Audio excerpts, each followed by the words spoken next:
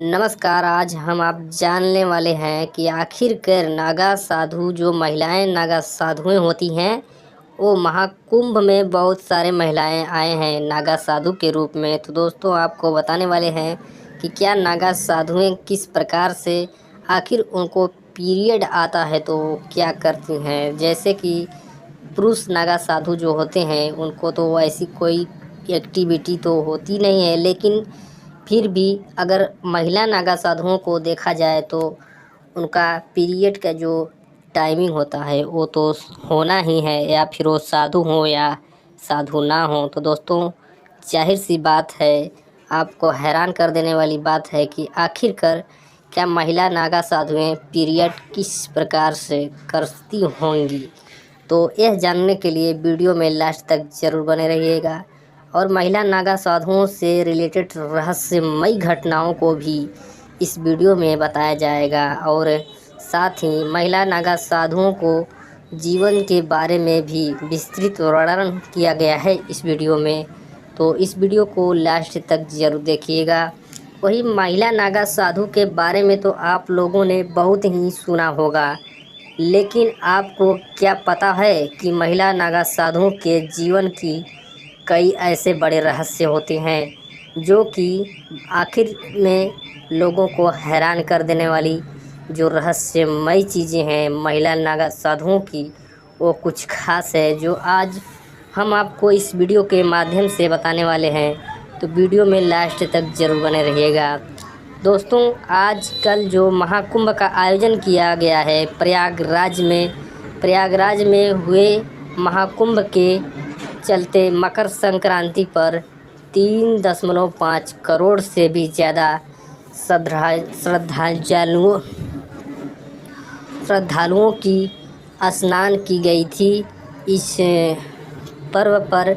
और डुबकी लगाकर स्नान के दौरान 13 अखाड़ों के नागा साधु और महिला नागा साधुएं भी पहुंची थी, जिसको लेकर बहुत लोगों के मन में बहुत सारे प्रश्नों का उत्तर खोजने की जिज्ञासा हो चुकी है।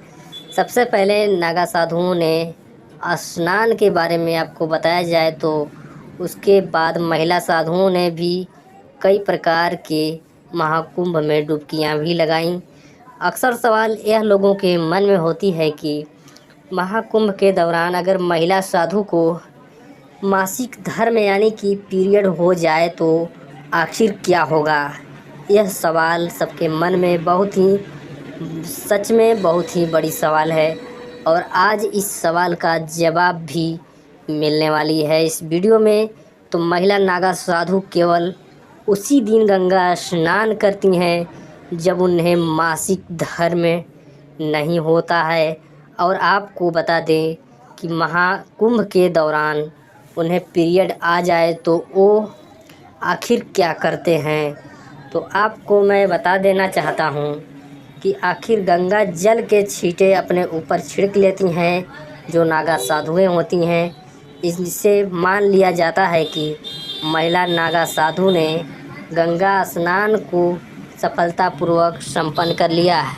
यानी कि दोस्तों, आपको बता दें कि महिला नागा साधुएं पीरियड के दौरान गंगा में डुबकी तो नहीं लगाए जाते हैं उनके द्वारा, लेकिन आपको बता दें कि पीरियड के दौरान अगर कोई भी नागा साधु महिला या फिर कोई भी साधु महिला उनको पीरियड आता है तो उस समय उन लोगों ने गंगा में डुबकी न लगाकर अपने ऊपर गंगा जल का छिड़काव करती हैं।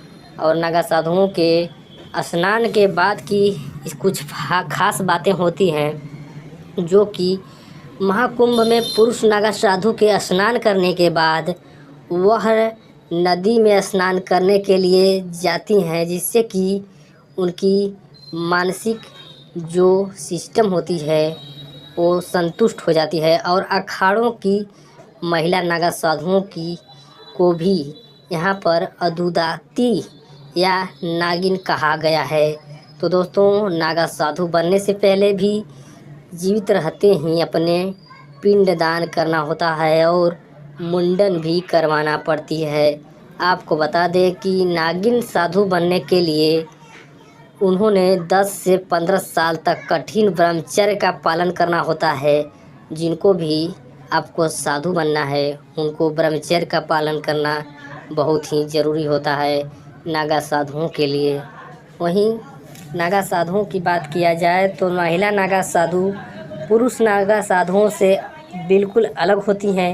वे दिगंबर नहीं हो रहती, वे सभी केसरिया रंग के वस्त्र धारण करती हैं, लेकिन आपको बता दें कि वह वस्त्र सिला हुआ नहीं होता है, इसलिए उन्हें पीरियड के दौरान समस्याएं नहीं हो पाती हैं। और वहीं कुंभ में जो लगा मेला है नागा साधुओं को भाग लेती हैं। और कैसे बनते हैं महिला नागा साधुओं, इसकी बात आपको इस वीडियो में मैं बताने वाला हूं।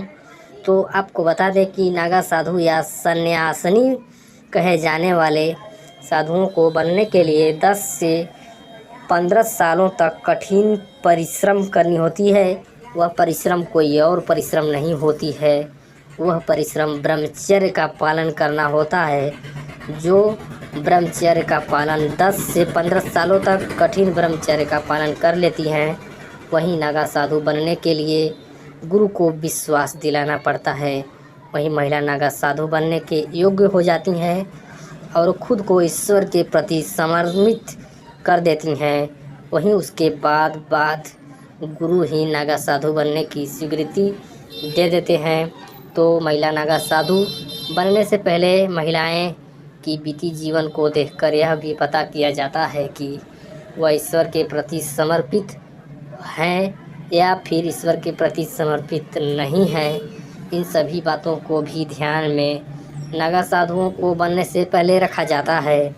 वहीं नागा साधु बनने के बाद कठिन साधना करने के बाद या नहीं, नागा साधु बनने से पहले महिलाओं को जीवित रहते ही अपना पिंड दान करने की भी आवश्यकता होती है, जिससे और मुंडन भी करवाना पड़ता है साधुओं को।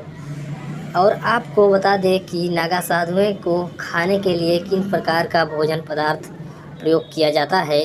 तो मुंडन कराने के बाद महिला को नदी में स्नान कराने के बाद महिला को स्नान कराया जाता है।